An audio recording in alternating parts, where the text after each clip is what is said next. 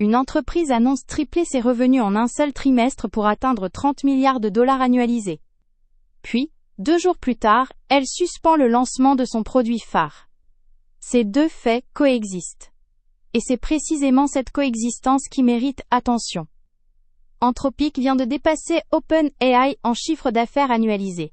30 milliards contre 24 milliards pour son concurrent direct. Ce n'est pas une projection. C'est le rythme actuel. Pour situer l'ampleur, Google a mis 13 ans pour atteindre ce seuil de revenus. Amazon 16 ans. Anthropic y parviendrait en 5 ans d'existence. La base Enterprise est tout aussi éloquente. Plus de 1000 clients dépensent chacun plus d'1 million de dollars par an. Ce chiffre a doublé en moins de 2 mois. Ce n'est pas une dynamique de marché grand public.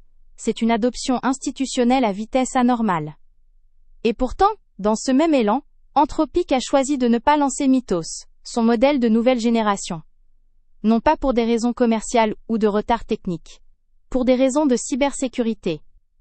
Lors de tests internes, Mythos a identifié des milliers de vulnérabilités zero-day dans des logiciels accessibles en ligne, dont une faille dans un programme vidéo testé plus de 5 millions de fois, que ses propres développeurs n'avaient jamais détecté. La décision de Reporter n'est donc pas un aveu de faiblesse. C'est une déclaration sur la nature de ce que l'on est en train de construire. Le consensus sur Anthropic est assez simple. C'est le concurrent sérieux d'OpenAI, positionné sur la sécurité, qui monte en puissance. Ce cadre de lecture est juste. Mais il rate quelque chose d'essentiel.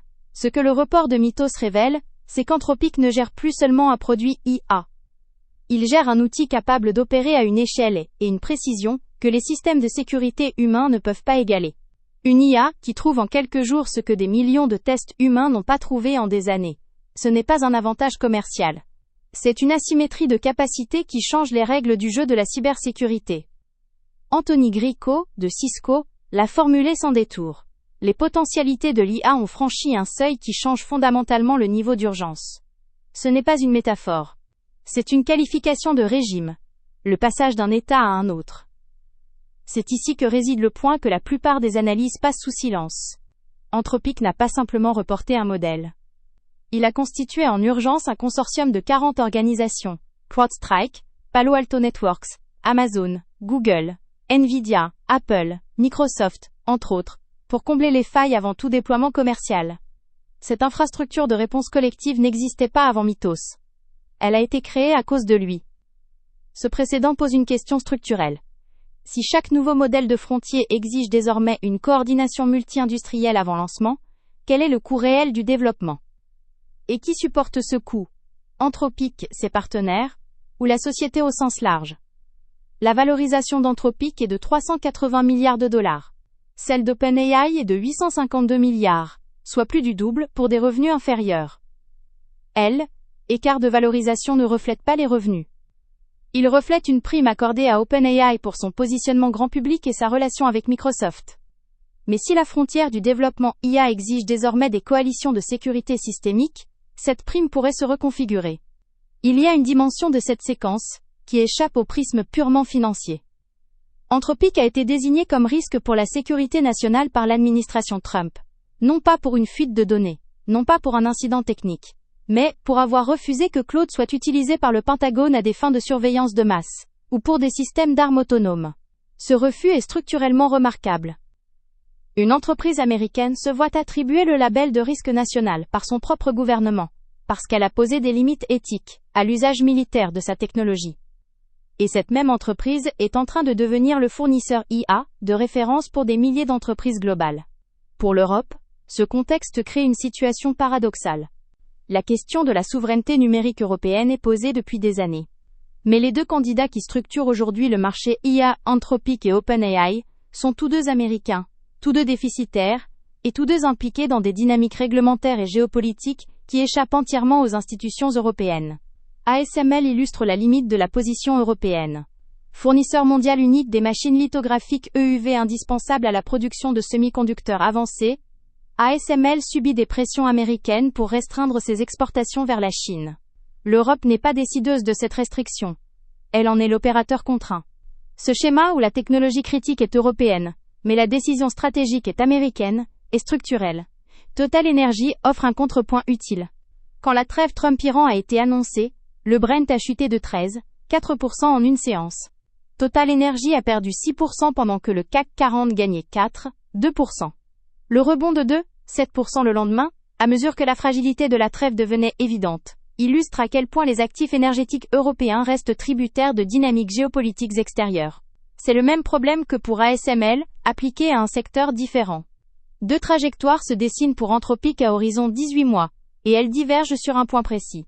La capacité à monétiser la cybersécurité comme ligne de revenus distincte. Si Mythos s'est lancé après coordination du consortium, et se positionne comme un outil de détection de vulnérabilité à l'usage des grandes entreprises et des gouvernements, Anthropic aura créé une catégorie nouvelle. La croissance revenu serait alors soutenue par deux moteurs simultanés.